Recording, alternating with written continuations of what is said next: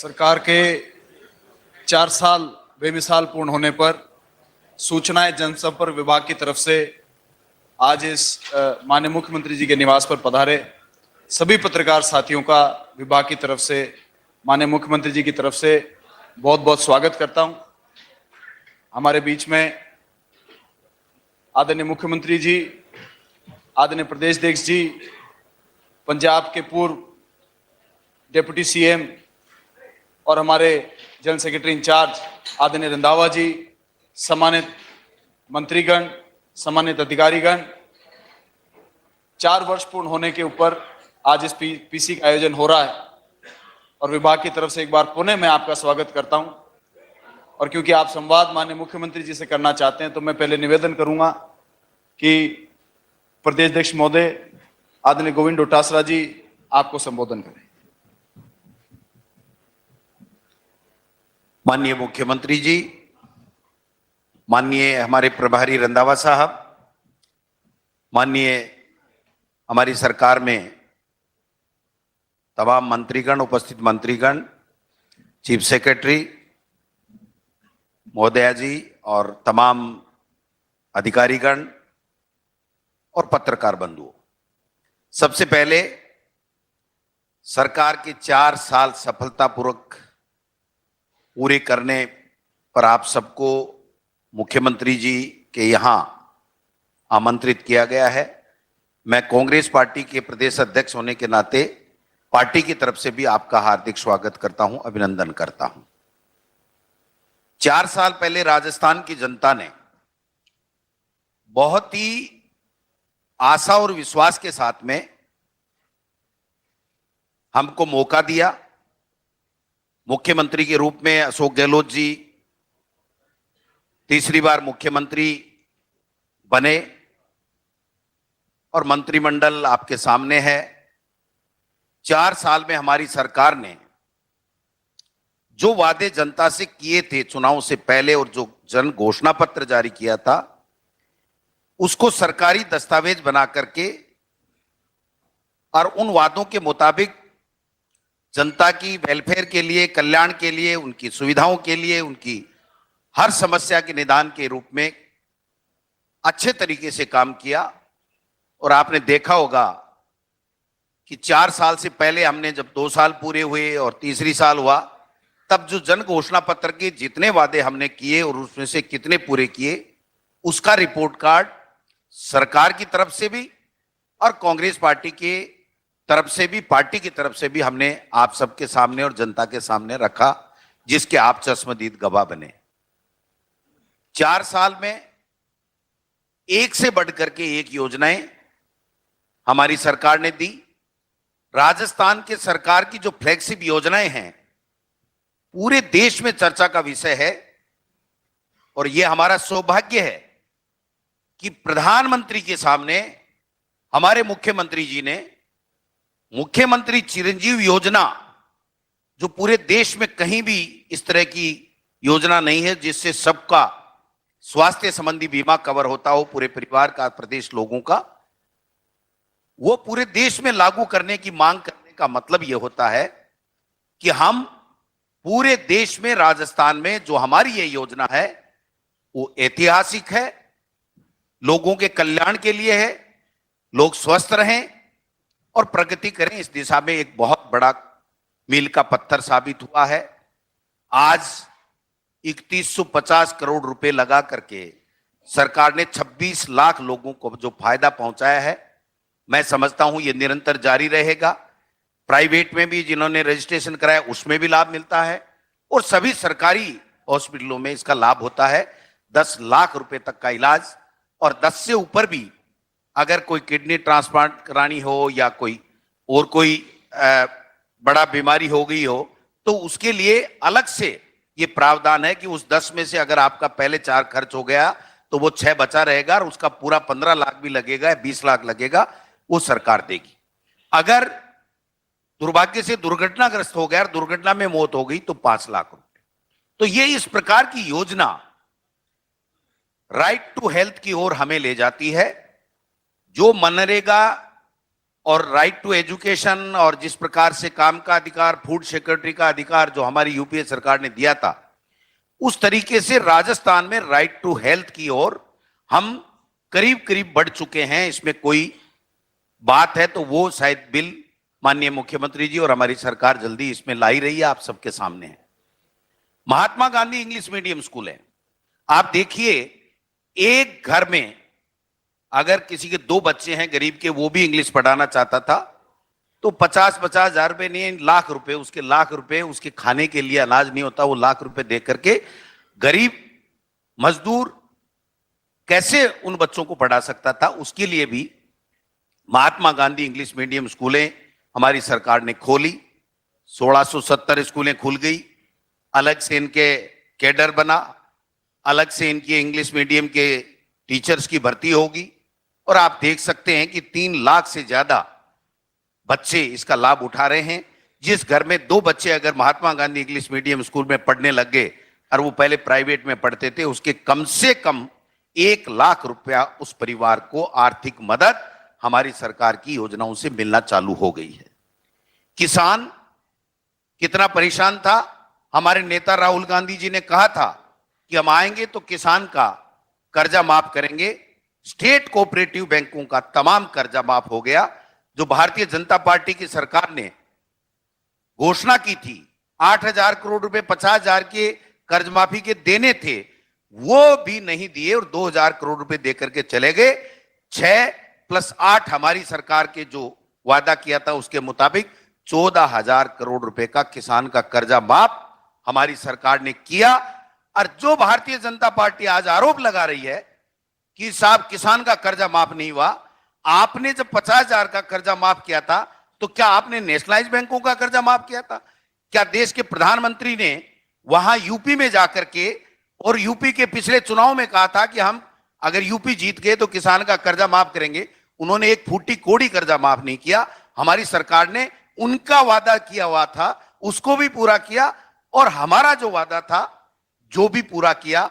आप समझ सकते हैं कि स्टेट कोऑपरेटिव का कोई भी कर्जेदार हमारा किसान उसका 1 रुपया भी बाकी नहीं रहा। तमाम सरकार ने ये जो कर्जा माफी दी है। किसान मित्र योजना, ऊर्जा मित्र योजना, आप बताइए, एक किसान जो रात को ठंड में पानी देता था और अपनी फसल उगाता था और अपना पेट पालन करता था और देश के लोगों का भी पेट भरता था, उसको रात के बजाय दिन में बिजली मिलना चालू हो गई, एक बात। और 12,000 रुपए यानी 1,000 रुपए महीने का 12,000 रुपए उसको पूरा का पूरा माफ करके सरकार भर रही है। और जो छोटे जो घरेलू कनेक्शनदारी थे उनको भी 50 यूनिट तक बिजली फ्री हुआ। 8 लाख लोग किसान जिनका 12,000 रुपए तक बिल आता था उनका तमाम माफ हो चुका, आज 1 पैसा नहीं लगता है। और बाकी 40 लाख से ऊपर लोग जो 8 और 32 लाख से ऊपर लोग, टोटल 40 लाख हैं जिनके बिजली का 0 बिल आना चालू हो गया है।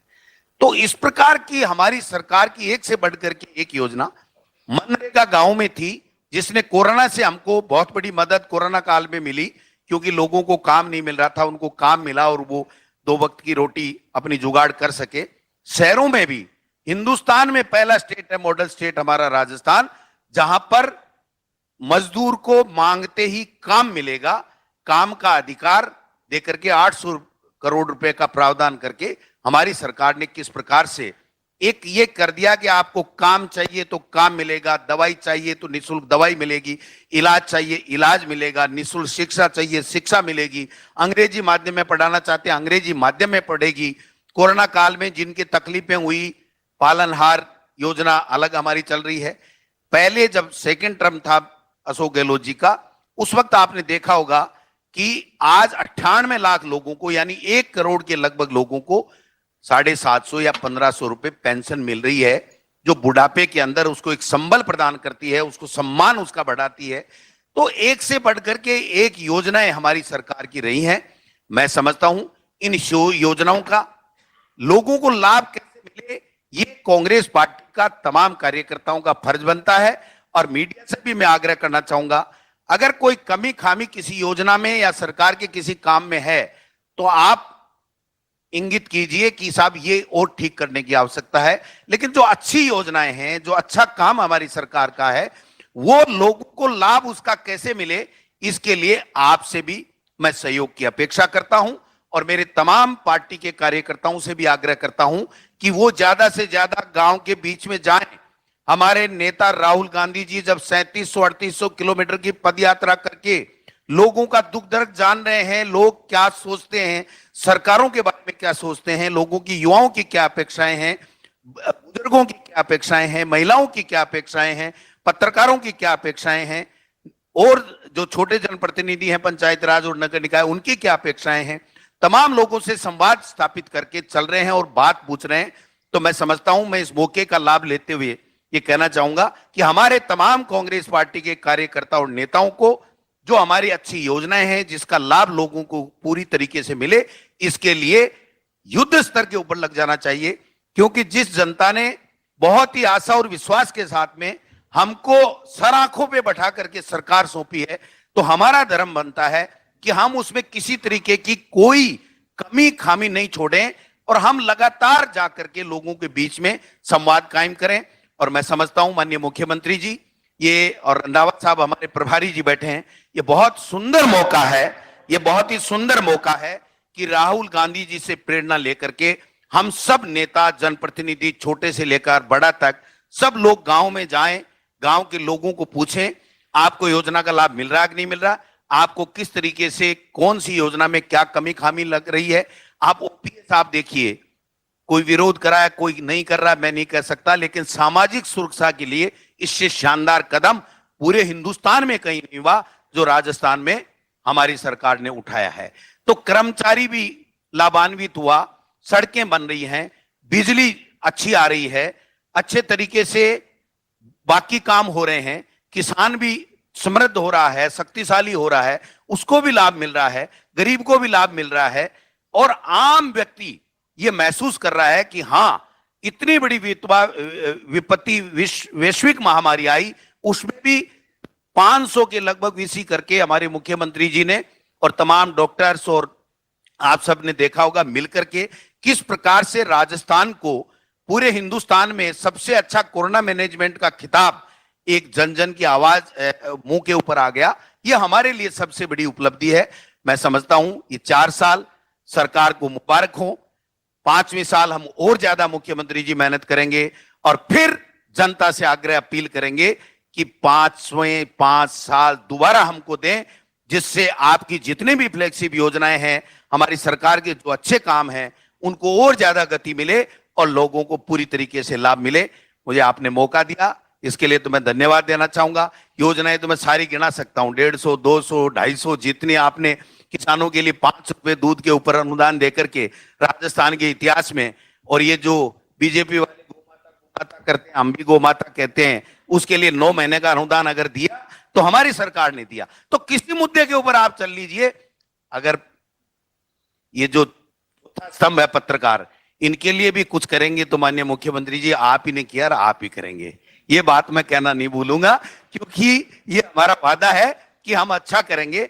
जब सबके लिए कर रहे हैं तो किसी एक वर्ग को मुख्यमंत्री जी आप कैसे छोड़ सकते हैं, ये मैं आपसे आग्रह करूंगा।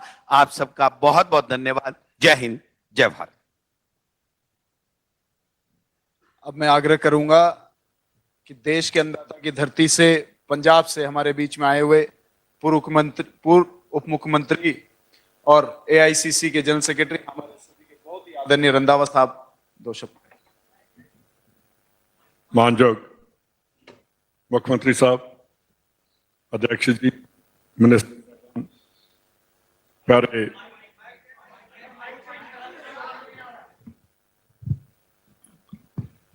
प्रेस वाले मेरे साथी, कल मैं आपसे आधा पौना घंटा बैठा हूं और मेरे को बहुत अच्छा लगा आपको मिलकर, समझकर। एक अलग पंजाब का और राजस्थान का पत्रकार के बारे में भी मैंने बहुत कुछ देखा कल। आपकी पत्रकारी बहुत पॉजिटिव है और अच्छी तरह से आप समझते हैं कि स्टेट को कैसे आगे लेकर जाना है। मेरे लिए सबसे बड़ी मान वाली बात है कि जब मेरी अपॉइंटमेंट हुई तो यात्रा स्टार्ट थी। अपॉइंटमेंट हुई, सरदार शहर वाली जो एमएलए की सीट है वो हम जीत कर आए। तो अब सबसे बड़ी बात है कि मेरे आने के उसी वीक में इनके 4 साल पूरे हो रहे हैं। जो यात्रा मैं देख रहा हूं, मैंने जो समझना था वो मेरे को कई महीने लग जाने थे कि कैसे हैं वर्कर, कैसे हैं लीडर, कैसे हैं काम, कैसे चल रहा है। तो मैंने 10 दिन में देख लिया है। लोगों के मेरे को पल्स भी पता चल गई, मेरे को लीडरों का काम भी पता चल गया, मेरे को वर्कर का भी पता चल गया वर्कर कहां खड़ा है। जो मैंने आज एग्जीबिशन देखी है, मुख्यमंत्री जी मैं आपको बधाई देता हूं। जितने आपने काम किए हैं, अब इसकी मार्केटिंग भी हमें करनी होगी। लोगों तक इनका प्रचार होना चाहिए। जो आप चिरंजीवी आपकी है प्रोग्राम है, मेरे ख्याल स्टेट का पहला प्रोग्राम है जो 10 लाख तक कोई भी इलाज करवा सकता है। जो आपने अर्बन मनरेगा स्टार्ट की है, मेरे ख्याल किसी स्टेट में नहीं, वो पहली राजस्थान में है। मैंने पंजाब भी देखा है। जो इंफ्रास्ट्रक्चर आपका रोड्स का है एक्सीलेंट है आपका। जो लॉ एंड ऑर्डर का है वो भी अच्छा है, पर हमें और ज्यादा विजिलेंट होना पड़ेगा, क्योंकि पंजाब जैसे आपके साथ भी पाकिस्तान लगता है। कल जो राहुल जी ने कहा कि चाइना के बारे में, क्योंकि मैं बॉर्डर से हूं, मेरा अपना गांव 5 किलोमीटर पर है। जितना चाइना से डर है उससे ज्यादा आईएसआई और पाकिस्तान का भी है। वो कभी नहीं चाहेंगे कि हिंदुस्तान स्टेबल रहे, कभी भूल नहीं पाएंगे 71 की वार को कि 2 टुकड़े हमने कर दिए उनके। ये सभी बातों को हमने देखना, जो हमारी यात्रा चल रही है। मैं एक बात कहना चाहता हूं कि इस यात्रा का मतलब वोट लेने का नहीं है। कोई समझता होगा कि पॉलिटिकल यात्रा है। मैं समझता हूं कि यह यात्रा देश को एकजुट करने वाली है। मैं नहीं कहता कि उस टाइम कैसे आजादी मिली, कौन से हालात थे। अब उस आजादी को बरकरार रखना सबसे ज्यादा आप और हम पर है। प्रेस वाले, आप तो मीडिया आ गया, इलेक्ट्रॉनिक मीडिया आ गया, हम सुनते हैं। मेरे अपने बहुत बड़े, क्योंकि मेरा इलाका जो गुरदासपुर है डिस्ट्रिक्ट, जब हम पंचायत भवन में जाते हैं तो वहां गुरदासपुर में फ्रीडम फाइटर जो है उनकी फोटोग्राफ्स लगी, और मेरे ख्याल सबसे ज्यादा फ्रीडम फाइटर हैं तो वो माजा द्वाबा में है, जिन्होंने बहुत बहुत देर कुर्बानियां की। तो जब उनकी तरफ मैं देखता हूं कि उनके मन में जो था कि मेरा देश कैसा होना चाहिए, तो वो हम चाहते हैं कि उनकी भावनाएं जो थी, जो उन्होंने आजादी दी। मेरे को आज भी एक फ्रीडम फाइटर की बात याद है। मेरे फादर 72 में मिनिस्टर बने तो एक फ्रीडम फाइटर के घर चले गए, बहुत बुरे हालात थे उनके। तो उन्होंने पूछा क्या हाल है, कहने लगा हालात ठीक है मेरे, बिल्कुल ठीक हूं। कहने लगे कि हालात ठीक नहीं लग रहे। कहने लगे कि हालात ठीक होना, जब मेरे हालात नहीं ठीक चाहिए, मेरे को देश के हालात जो है वो अच्छे चाहिए। हमने कभी नहीं सोचा था कि आजाद होंगे तो हमें ये चाहिए। हमें ये मालूम था कि पता नहीं अंग्रेज हमें छोड़ेंगे भी, आजादी देंगे। तो हम आजादी बहुत मुश्किल से ली है। जब कामागाटा मारू जाते हैं, हम काला पानी जैसे बोलते हैं, रोंगटे खड़े हो जाते हैं कि वो जेल नहीं थी, वो तसिया घर था। गहलोत साहब बहुत पुराने लीडर हैं, मैंने भी इनसे भी सीखना चाहिए। इनका मैं प्रभारी बनकर आया हूं। एक्सपीरियंस जो है बहुत बड़ी बात है। और जिस आदमी को अपनी पार्टी की लॉयल्टी, अपने लीडर के प्रति लॉयल्टी, अपने स्टेट की लॉयल्टी अगर उसमें है तो वो स्टेट कभी पीछे नहीं जाती और लीडर भी कभी नहीं पीछे रहता। सबसे पहले देश है हमारा, उसके बाद आप कहते हैं कि अन्नदाता है। मैं मानता हूं कि अन्नदाता है, पर अब भी पंजाब में बहुत कुछ करने की लोड़ है, बहुत जरूरत है। जैसे पंजाब के हालात बनते जा रहे हैं, जो नशा आ गया, ये आ गया, वो आ गया, किसकी किन लोगों की कमी थी? वो पॉलिटिकल जरा सेटअप है, नेक्सस बन गया, पुलिस, नारकोटिक्स और पॉलिटिकल। इन तीनों नेक्सस को हमें पूरे हिंदुस्तान से तोड़ना पड़ेगा, तभी ये देश बचेगा। क्योंकि मैं बहुत टाइम नहीं लेना चाहता, नया हूं, सीएम साहब और आपके सभी मिनिस्टर्स बैठे हैं, आपके 29 हैं चीफ मिनिस्टर।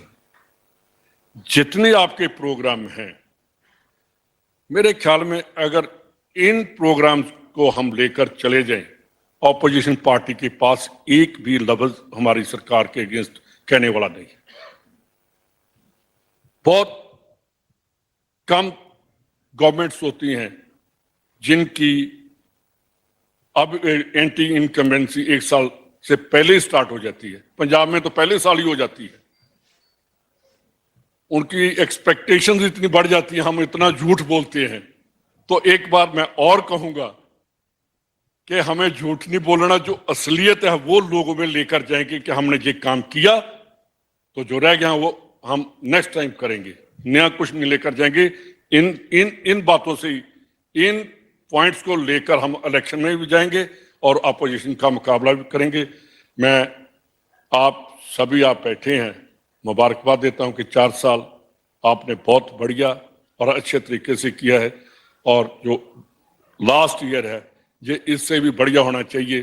तो तभी बढ़िया होगा जब आप लोगों का साथ, प्रेस वाले बैठे हैं,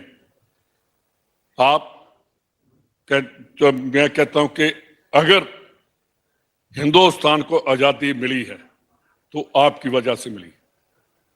उस टाइम प्रेस नहीं हुआ करती थी, वो जो पत्रकार थे वो पेन के साथ लिखकर पत्रिका बांटते थे। तो अब देश को ऐसी जरूरत पड़ गई है कि वो आप लोगों की सिंसेरिटी पूरे देश को बचाएगी, पूरे वर्ल्ड में आप लेकर हमें जाएंगे। बहुत बहुत धन्यवाद, बहुत मेहरबानी। अब मैं आग्रह करूंगा, माननीय मुख्यमंत्री महोदय आपको संबोधित करेंगे और फिर आपके सवाल लेंगे।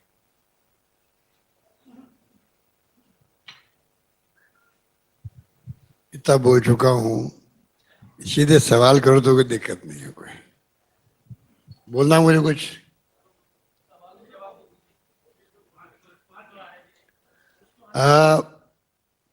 देखिए, अभी हमारे पीसी अध्यक्ष जी ने, हमारे प्रभारी जी ने जो बातें कही आपको, और मुझे भी बहुत खुशी है कि मैं प्रदेशवासियों को बधाई देना चाहूँगा कि उनके आशीर्वाद से सरकार हमारी बनी और जो हमने जन घोषणा पत्र जारी किया, जनता का घोषणा पत्र, क्योंकि राहुल गांधी जी ने कहा था कि आप जनता से पहले बीच में जाएं, पूछें उनको, और उसके बाद में आप घोषणा पत्र बनाएं, जिससे कि रिफ्लेक्शन हो जनता क्या चाहती है। एक प्रयोग था, गुजरात में भी किया हम लोगों ने, यहाँ भी किया, और उसका आधार बना के हम लोग चलते। अभी मैंने वहाँ पे प्रदर्शनी में कहा था, पहली बार 98 में जब मैं मुख्यमंत्री बना, पहली बार हमने उसको कैबिनेट में रखा, पहली कैबिनेट में। ये हमने वादे करके जीत के आए हैं। मैं चाहूँगा मुख्य सचिव जो थे उस वक्त में, उनको मैंने कहा इसके आधार पर सरकार गवर्नेंस करे, चलेगी। और मुझे खुशी है कि उस वक्त उन्होंने एक्स्ट्रा कॉपी छपाई थी, सब कलेक्टर्स को, सेक्रेटरी को दी थी। यही परंपरा मैंने सेकंड टाइम रखी, इस बार भी हमने यही किया। तो ये तो आप मान के चलें कि हमारी नीति और नीयत जो है बिल्कुल साफ रही है, इसलिए हमने ये कदम उठाया है, वरना कदम नहीं उठा रहे। क्योंकि चुनाव के बाद में आपका भी अनुभव होगा कि लोग भी भूल जाते मैनिफेस्टो को, क्या वादे जनता से किए हमने, और हम लोग भी भूल जाते थे। हम लोग मतलब सरकार भूल जाती थी। एक ऐसी परंपरा जो कि रिकॉर्ड में आ गई हो तो कम से कम पूछ सकते हैं जनता भी और अधिकारी भी, फिर उसको मैनिफेस्टो पढ़ करके जो विभाग वाइज है प्रोमिसेस उनको पूरा करने लग जाते हैं। मेरा प्रयोग अच्छा रहा, मैं अनुभव के साथ कह सकता हूँ, और इसीलिए हमने एक के बाद एक इतने फैसले किए हैं। देखिए चर्चा आज पूरे देश के अंदर हो रही, कुछ योजना ऐसी है, ये चिरंजीव योजना भी उसमें शामिल है, नंबर 1 पे ओपीएस है।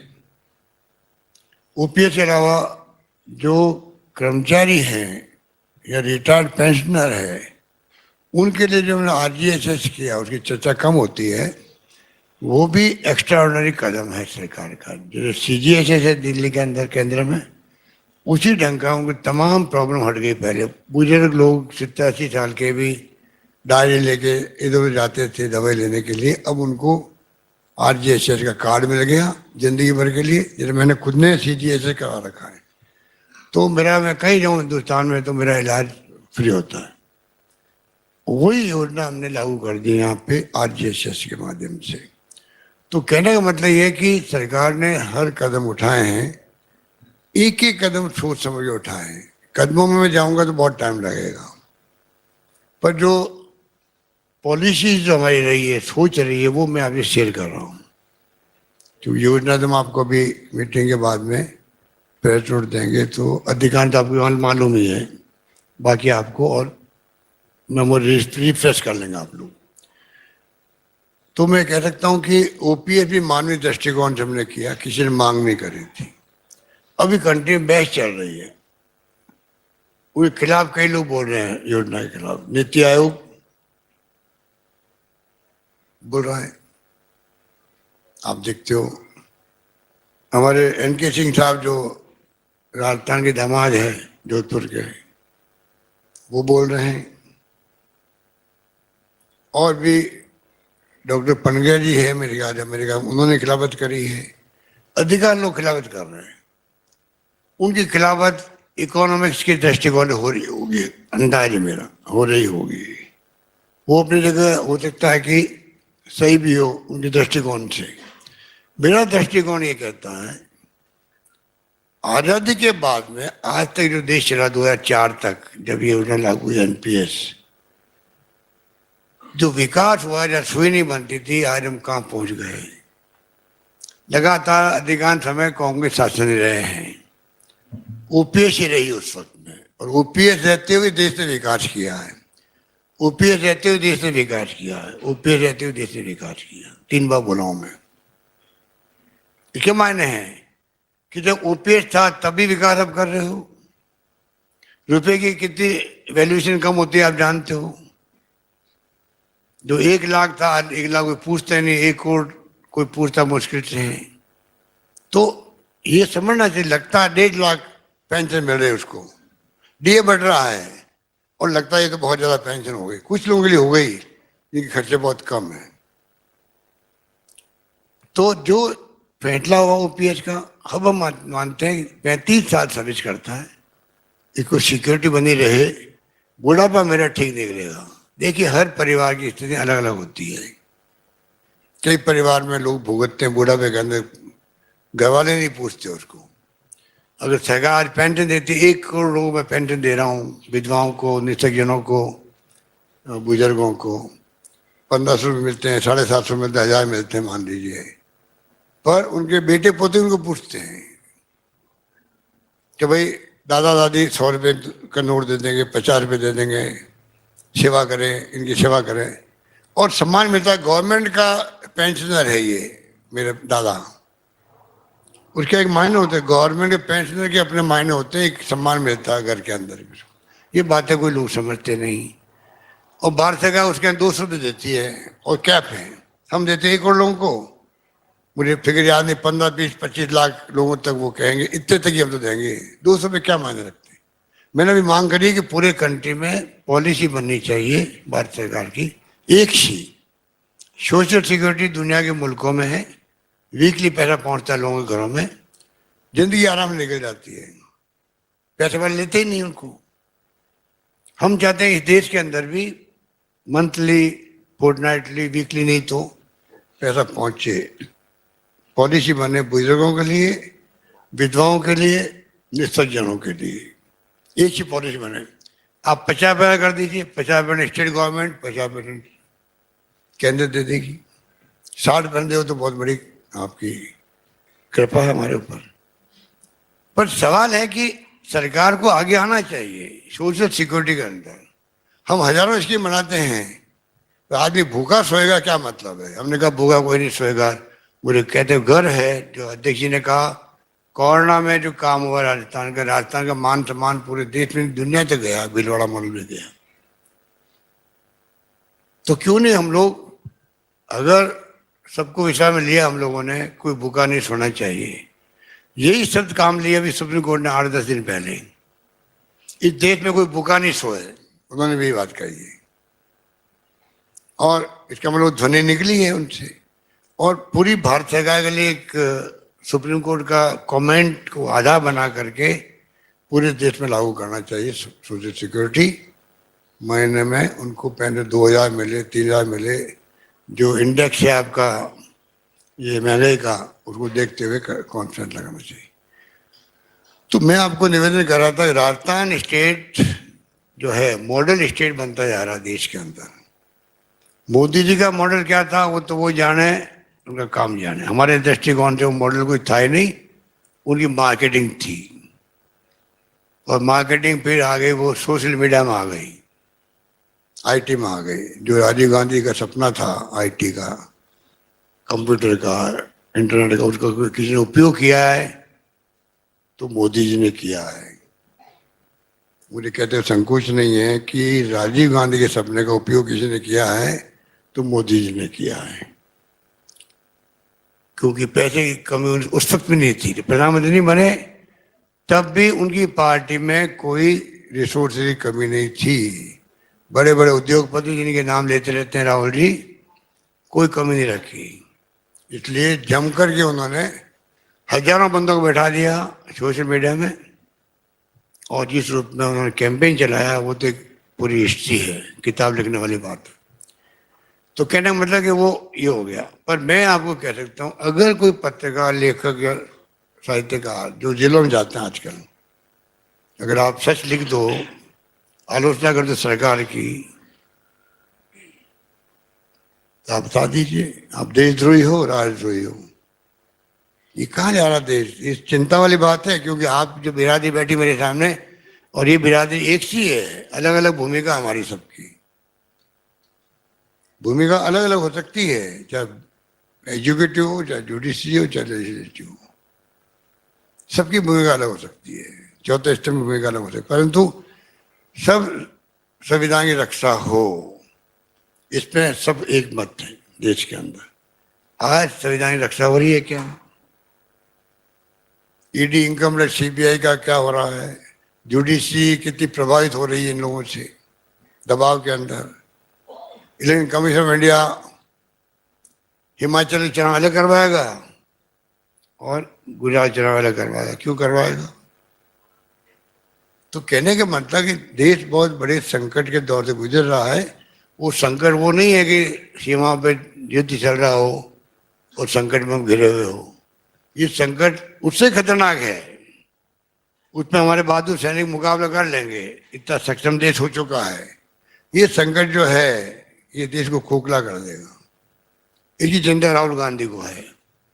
हमारे संस्कार, हमारी संस्कृति, हमारी परंपराएं, जो संविधान के मूल आधार है, वो संकट में है आज। ये लोग समझ नहीं पा रहे हैं। कोई धर्म के नाम पे बात कर लो, नारे लगा दो। गौ माता की बात अभी अध्यक्ष जी ने कही आपको, हिंदुस्तान में पहली सरकार मेरी थी पिछली बार सेकंड टर्म में, मैंने गौ सेवा के लिए अलग विभाग बना दिया। मैंने बनाया डायरेक्टरेट, वसुंधरा जी नाम लिख दिया, उसका विभाग तय किया। आज 9 महीने का हम दे रहे हैं गौशाला अनुदान, इतने खुश है गौशाला वाले। तो हम मार्केटिंग नहीं करते वोटों के लिए,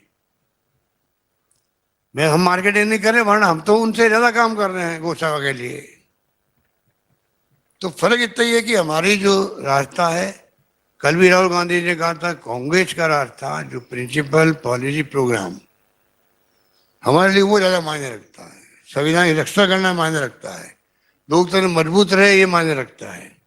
वो लोग जो उल्टा चल रहे हैं वो उनको मुबारक है और सत्य बोलते हैं। अभी मैं गया प्रदर्शन में, एक खड़ा व्यक्ति मिला, अध्यक्ष जी सब साथ थे आप लोग, 6 लाख का कर्जा माफ हुआ, 6-8 लाख का कर्जा माफ हुआ उसका, और झूठ बोलते हैं वो कर्जा माफ ही नहीं किया राजस्थान में।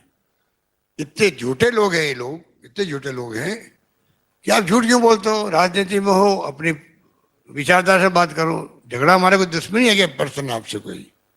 पर झूठ बोल के राजनीति कर रहे। कर्जा माफ नहीं किया, यूपी में कर्जा माफ हुआ पता आपको?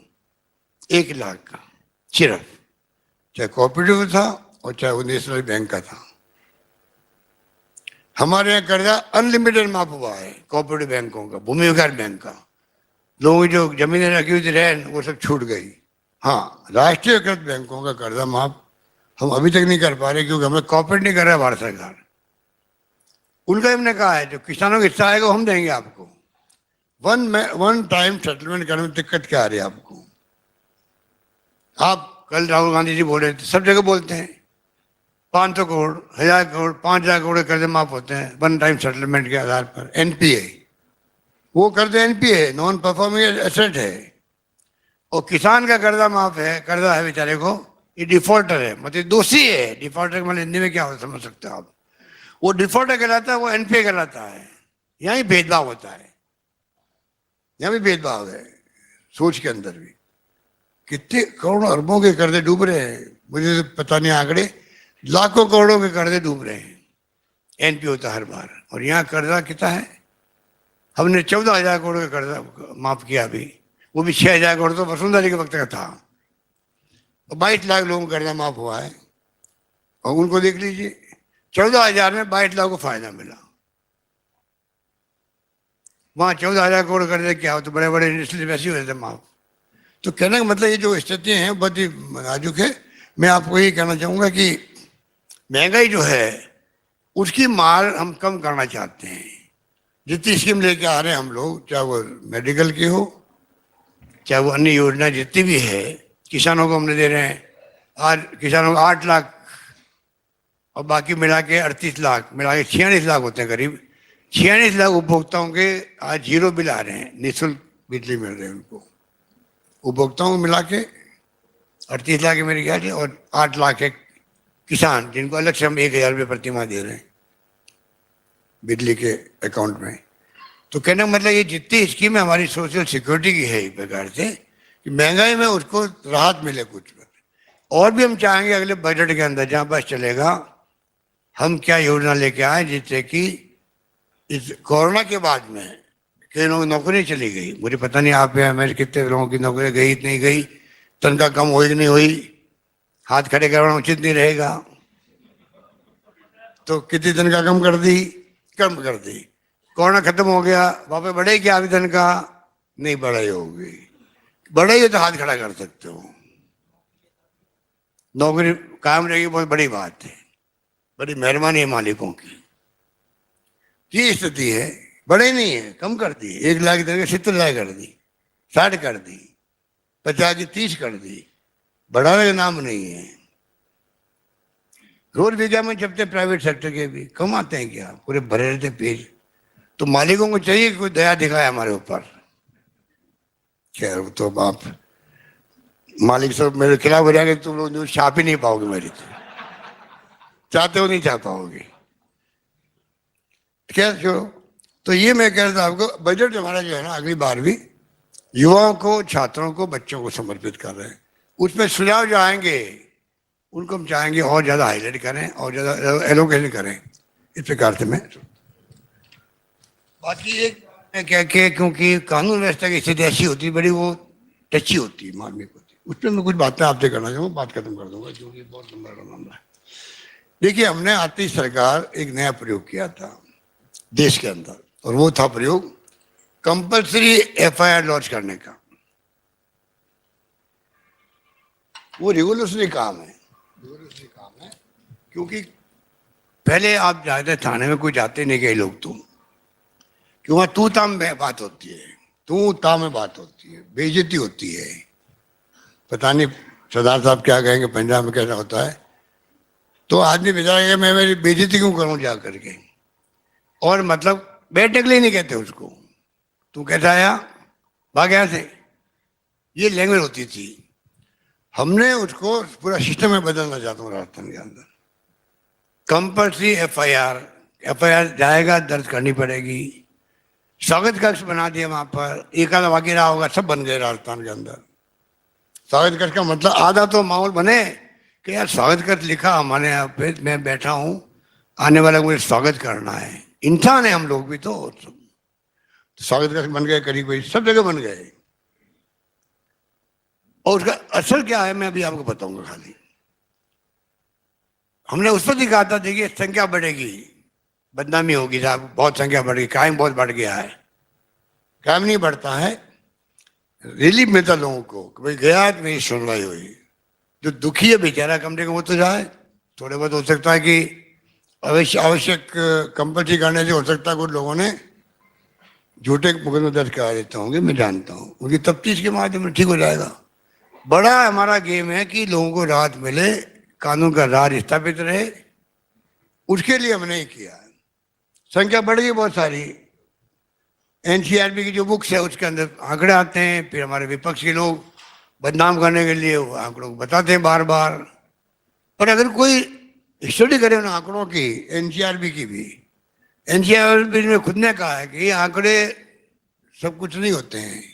पहला पेज उनका ये बॉक्स के अंदर आप लोग देखेंगे तो आपको अच्छा लगेगा कि स्टेट वाइज अलग अलग पॉलिसीज होती है, वो प्रोवाइड करती है आंकड़ों को। तो ये जो स्थिति है उस पर हम चाहते हैं कि फायदा क्या मिला।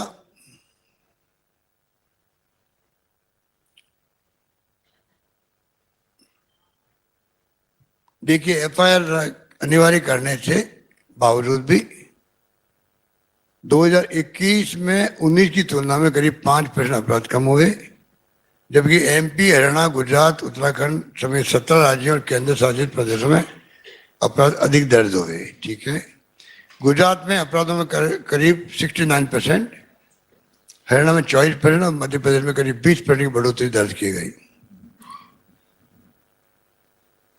अनिवार्य पंजीकरण नीति का परिणाम है कि 2017-18 में 33% एफआईआर जो है वो सीआरपीसी 156(3) जो कहलाती है, कोर्ट के माध्यम से दर्ज होते थे इस्तिगासा, वो अब 13% रह गए। जो मैं कहना चाहता हूँ आपको कि कहाँ तो 33% थे, वो 13% रह गए हैं। अनिवार्य पंजीकरण करने से लोग कोर्ट में नहीं जाते, सीधा थाने में जाते हैं। तो आप देख लीजिए इतना बड़ा फर्क पड़ गया। बलात्कार के मामले में भी कितनी बड़ी बात है, 18 के अंदर 274 दिन लगते थे अनुसंधान में, अब लगते हैं 68 डेज, 68 दिन लगते हैं। पोस्को के अंदर बच्चों के जो होते हैं 232 दिन लगते थे, अब 66 दिन लगते हैं। कहाँ तो 232 दिन और कहाँ 67 दिन रह गया।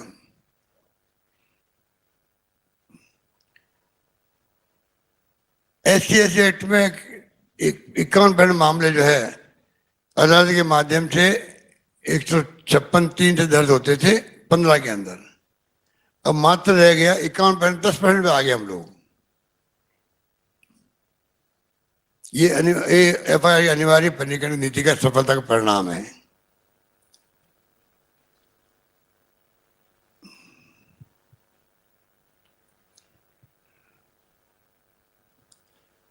कुछ आंकड़े झूठे भी पाए गए हैं।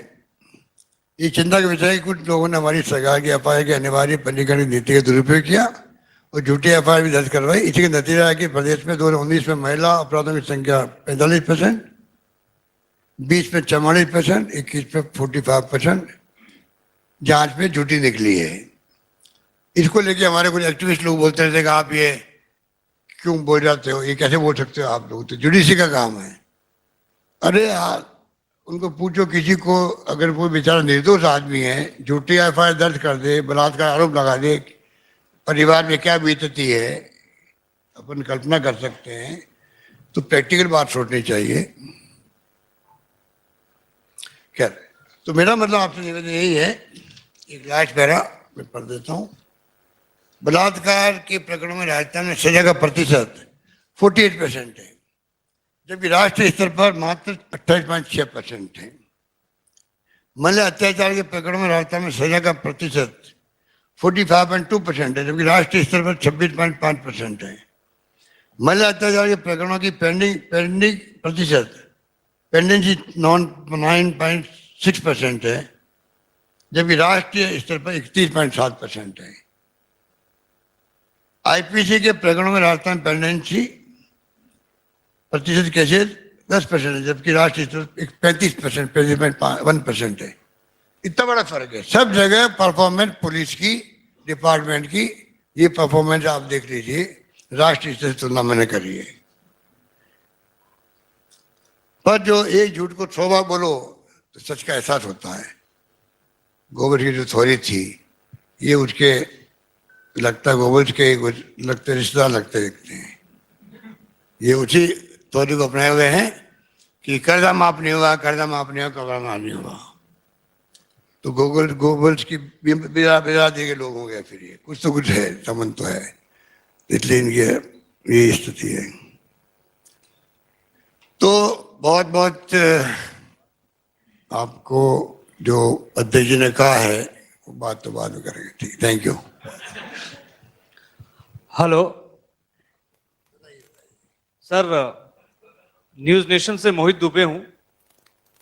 मेरा सवाल आपसे ये है कि अभी आपने अपनी उपलब्धियों को गिनाया और कहा कि कई प्रयोग राजस्थान के भीतर आपने किया, और अगर ये कहा जाए कि 50 ओवर के मैच में 40 ओवर तो आपने खेल लिया है, 10 ओवर ही बचा है, 1 साल का वक्त है, ये कहें कि कुछ ही वक्त बचा है, ये आखिरी 10 ओवर में कैसे बल्लेबाजी करेंगे, क्या नया करने वाले हैं? क्योंकि मैनिफेस्टो में कई ऐसी चीजें होंगी जो अभी अधूरी रह गई होंगी।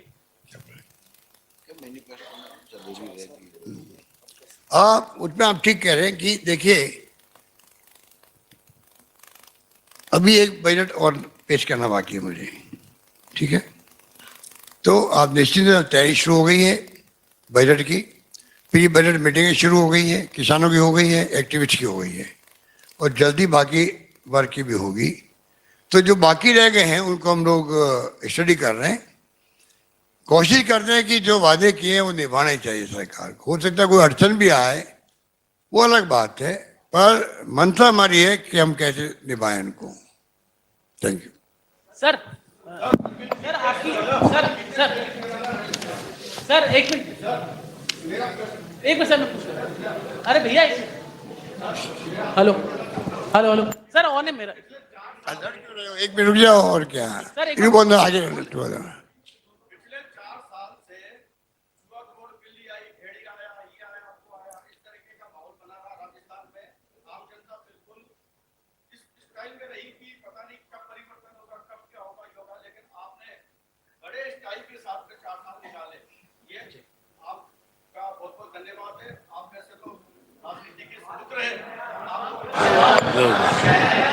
स्टार्ट है।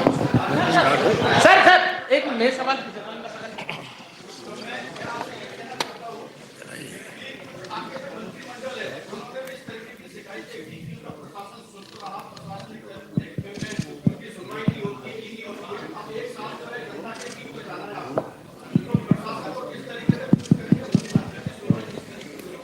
आप मुझे एक नोट बना के दे दीजिए, अलग से मैं डील करूंगा।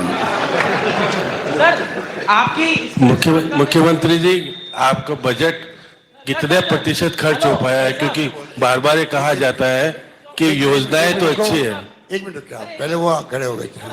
इस प्रेस वार्ता की सबसे दिलचस्प मॉडल माइक पास में लो, माइक पास में लो। मॉडल स्टेट राजस्थान, आपका भीलवाड़ा मॉडल तो बड़ा चर्चा में रहा और देश में प्रसिद्ध भी रहा सर, लेकिन पॉलिटिकल मॉडल भी बड़ा चर्चा में रहा सर आपका। तो उसको सर आप कैसे, ये बार बार सरकार गिरने की स्थिति हो जाती है, ये कैसे सर इसको मैं क्या करूं, मैं समझ गया आपकी बात। बैठो, मैं क्या करूंगा, सोच रहा हूँ कि पॉलिटिक्स में रिटायरमेंट लूंगा, तब मैं टीएन सेशन की तरह पॉलिटिकल क्लासेस लगाना शुरू करूंगा। मुख्यमंत्री जी, क्योंकि बजट को लेकर के बार बार चर्चा आती है कि आपने योजनाएं तो बहुत शुरू की, कितना प्रतिशत बजट खर्च हो पाया है? क्योंकि कि 60% ही राशि खर्च हो पाई है, इसके बारे में जब देखिए बात थोड़ा इंतजार कीजिए, असेंबली आने वाली है, आप जो क्वेश्चन पूछ रहे हो ना, सब एमएलए वही क्वेश्चन पूछने वाले हैं। मुख्यमंत्री जी, मैं नरेश शर्मा फर्स्ट इंडिया से।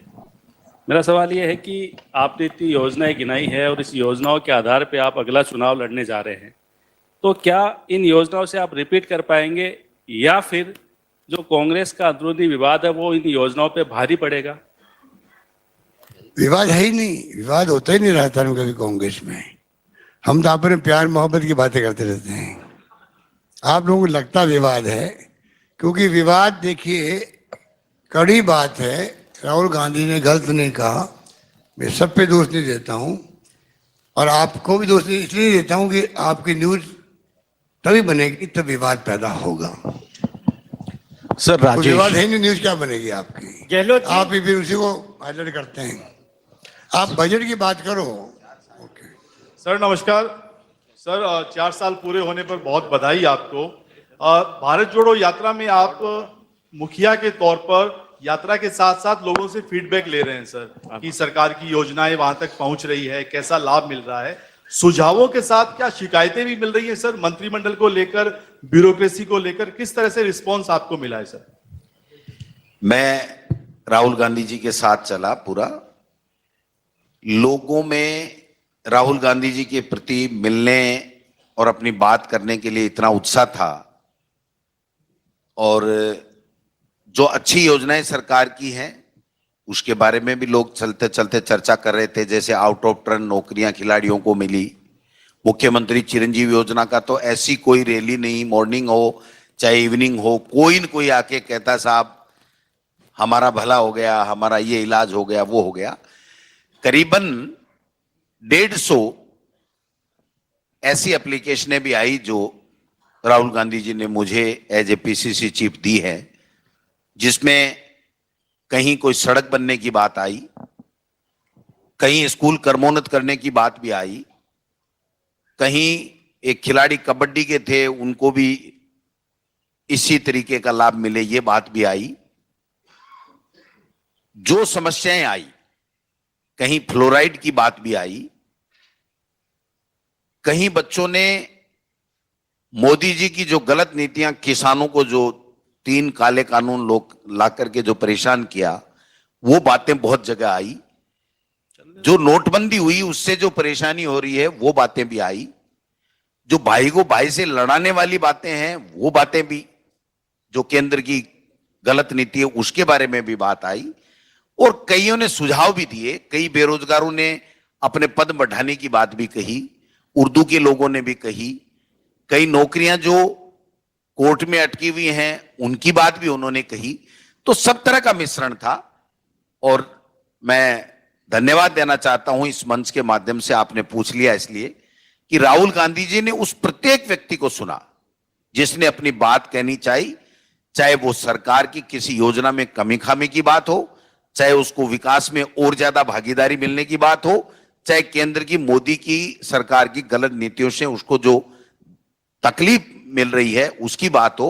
उन तमाम बिंदुओं को देखा। लेकिन राजस्थान सरकार से अगर या पार्टी से कोई अपेक्षा जिस किसी ने भी की, चर्चा की, उसको पूरी तरीके से हमने राहुल गांधी जी ने मुझे दिया और हमने उसको सूचीबद्ध किया है, और उनको हम प्राथमिकता के साथ में सरकार से होने वाले काम कराएंगे, और जो नहीं हो सकता उसके लिए कहेंगे कि इसमें ये कानूनी दिक्कत है। मुख्यमंत्री जी मैं अमलेंदु हूँ।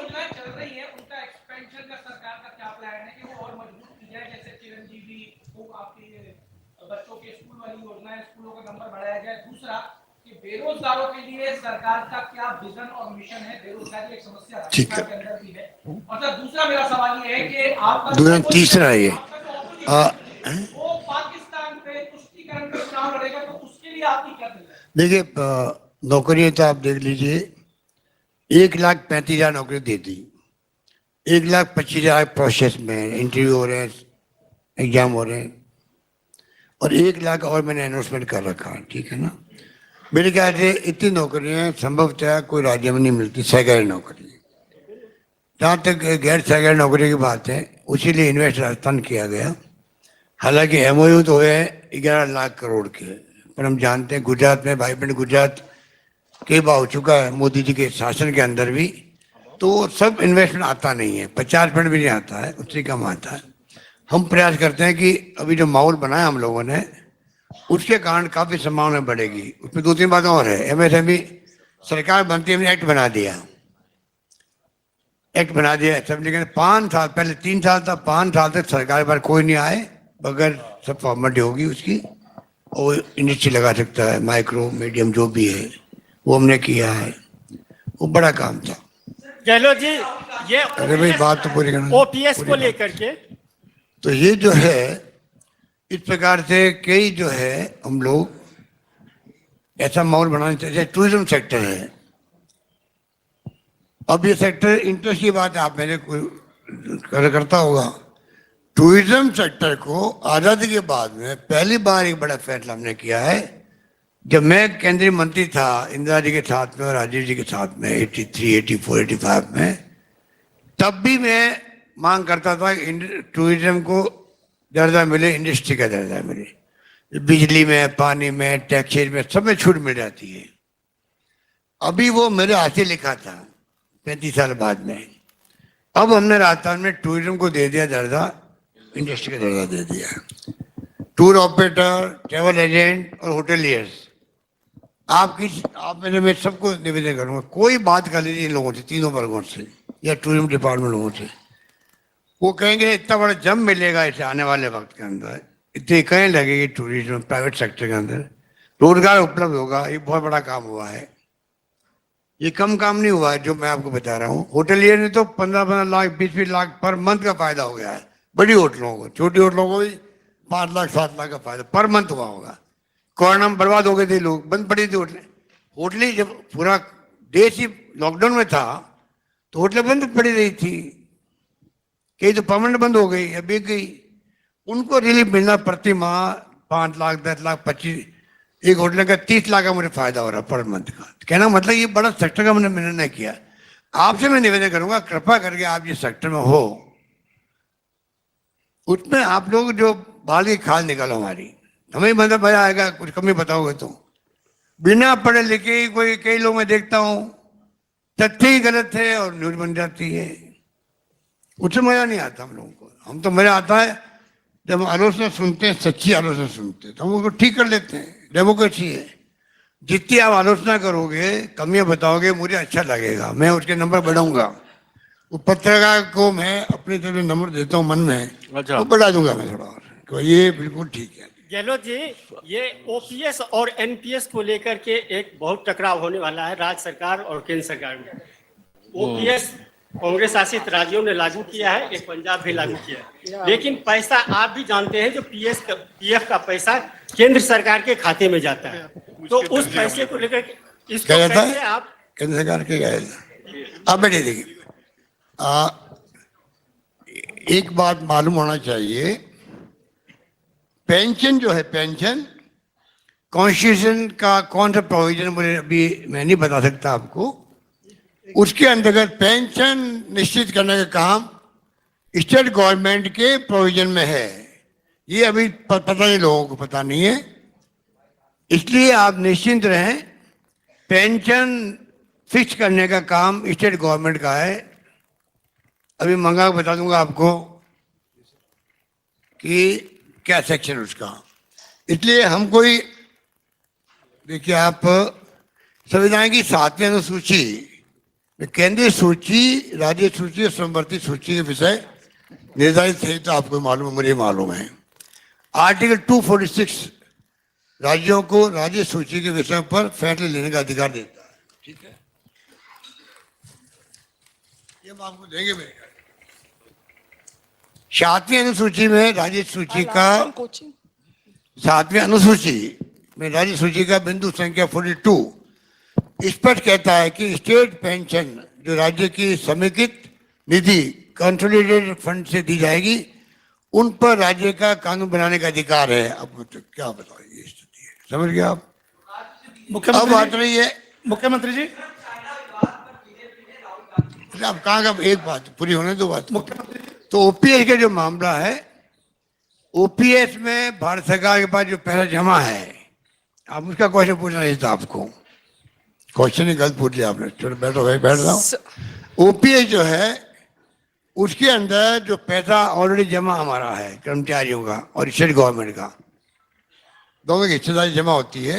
एक ट्रस्ट बना हुआ भारत सरकार में, वो ट्रस्ट का पैसा जमा होगा वो म्यूचुअल फंड में और जो शेयर मार्केट जो मैंने कहा आपको, उस पर जो हमारा हिस्सा अभी तक जमा था वो उनसे मांग रहे हैं हम लोग कि जब हम आपसे अलग निकल रहे हैं, एनपीएस ओपीएस में आ रहे हैं, तो पहले वापस लौटाइए आप कर्मचारियों को स्टेट गवर्नमेंट का। उन्होंने उसको मना किया, ठीक है ना, वो लड़ाई हम अलग लड़ेंगे उनसे लेने वाली। पर इतना मैं कह देता हूँ ओपीएस जो हमने फैसला किया है वो हमारा कायम रहेगा, कायम रहेगा। उसको हम कर्मचारी को देना शुरू कर दिया, हमने लागू कर दिया। हिमाचल चीफ मिनिस्टर ने स्टेटमेंट दे दिया कि खाली राजस्थान सरकार ने घोषणा करी है, लागू नहीं किया है। तो मैं गया शिमला, वहां पर प्रेस मित्रों से बात की आपकी तरह, मैंने समझाया अभी तक करीब 400 है, मुझे याद नहीं फिगर, लोगों को मिल चुका उसका लाभ।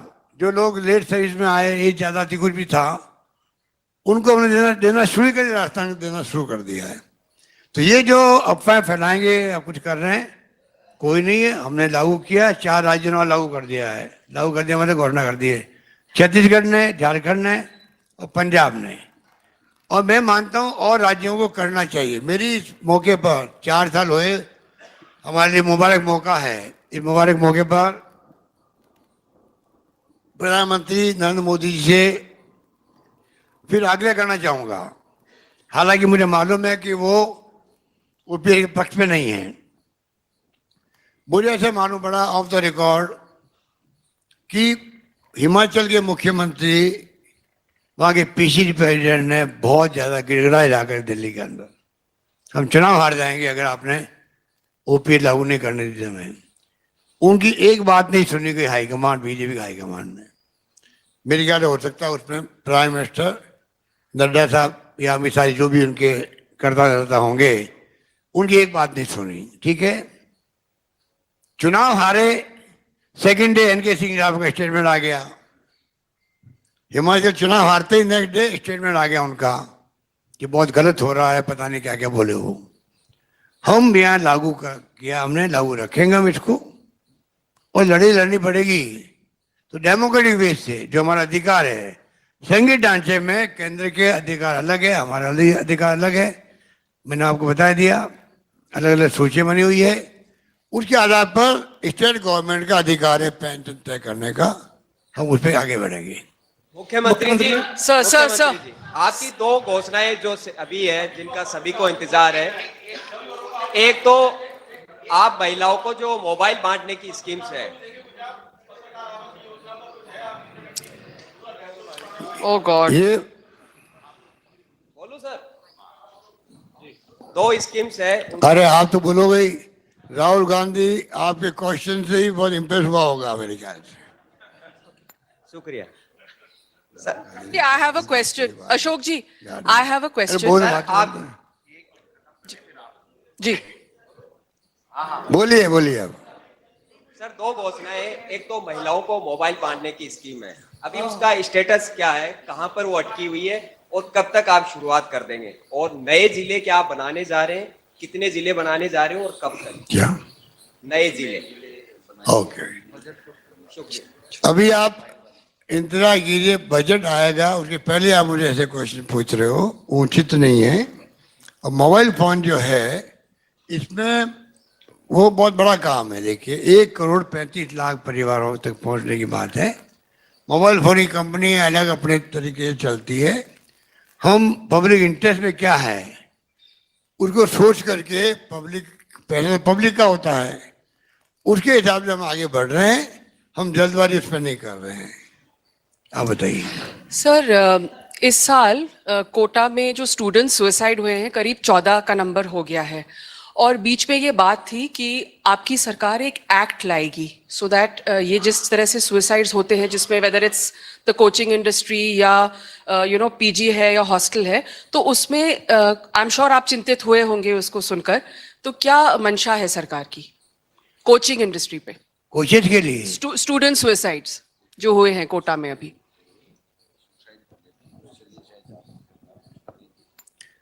नहीं, एक बार बताएं कि ये जो सुसाइड हो रहा है उसकी स्टडी करने की जरूरत है। पहली बात तो वो हमें वहाँ के जो कोचिंग क्लास के मालिक लोग हैं या पेरेंट्स हैं स्टूडेंट्स के, वो इस पे प्रकाश डाल सकते हैं। हम आपकी भावना समझ के, बहुत अच्छा क्वेश्चन किया आपने, क्योंकि सुसाइड करना किसे कहता, अभी 5-7 दिन पहले एक सुसाइड और हो गया वहाँ पे।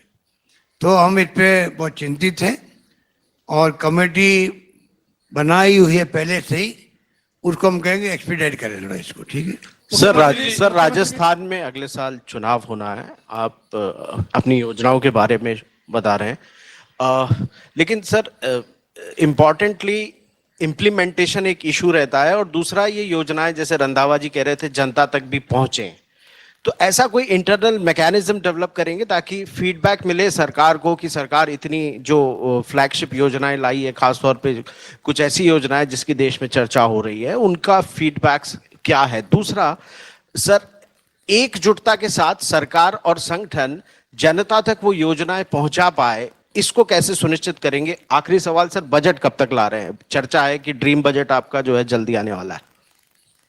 जो सरकार की फ्लैगशिप योजनाएं हैं उसका लाभ जनता तक कैसे मिले, इसमें हम सबको सकारात्मक भूमिका निभानी पड़ेगी।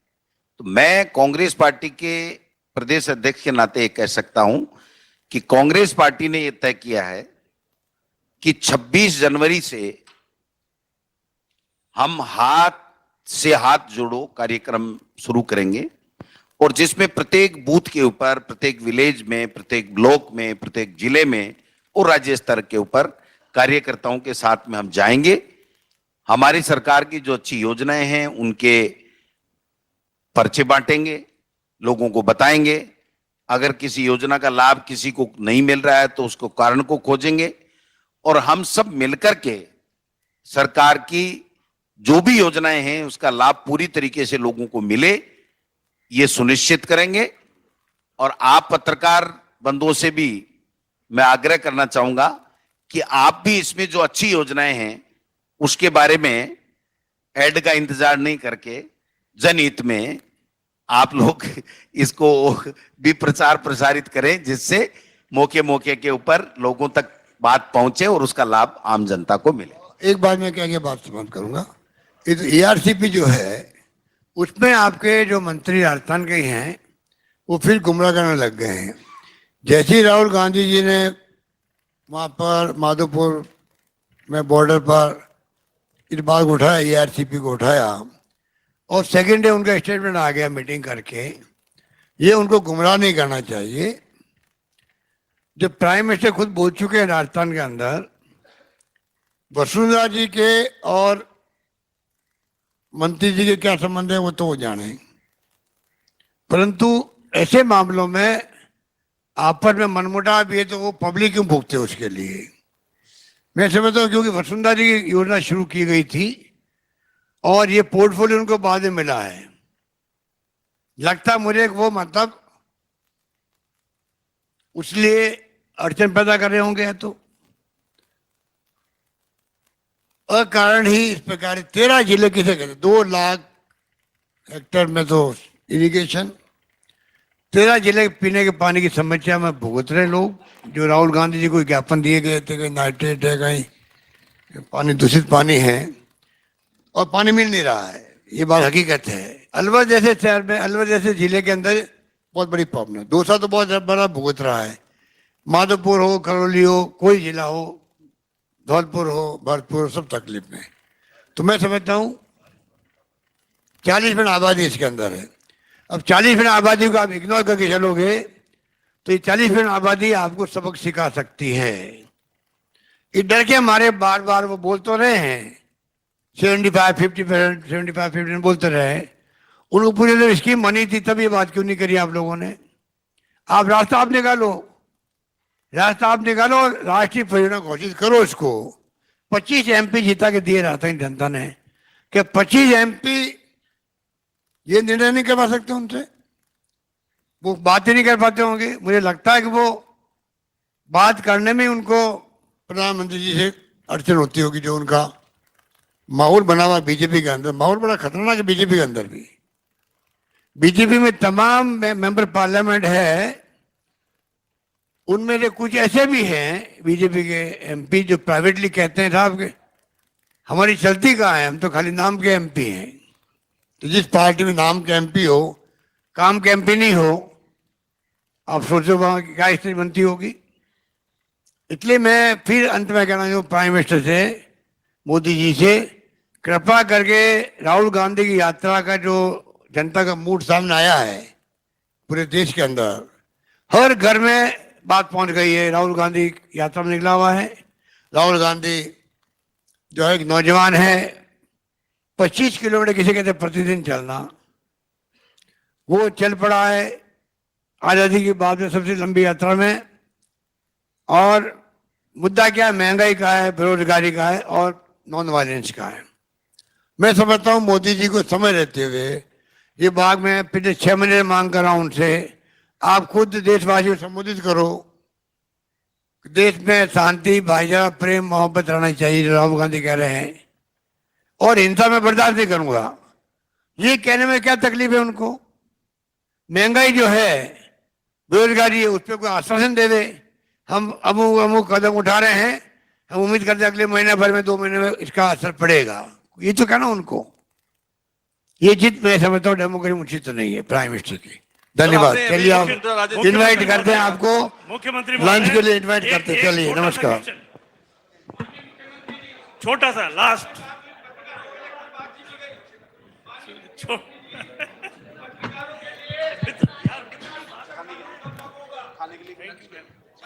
मैं आप सबसे आग्रह करूंगा कि यहां पर सब लंच लेकर पधारें। बहुत बहुत धन्यवाद।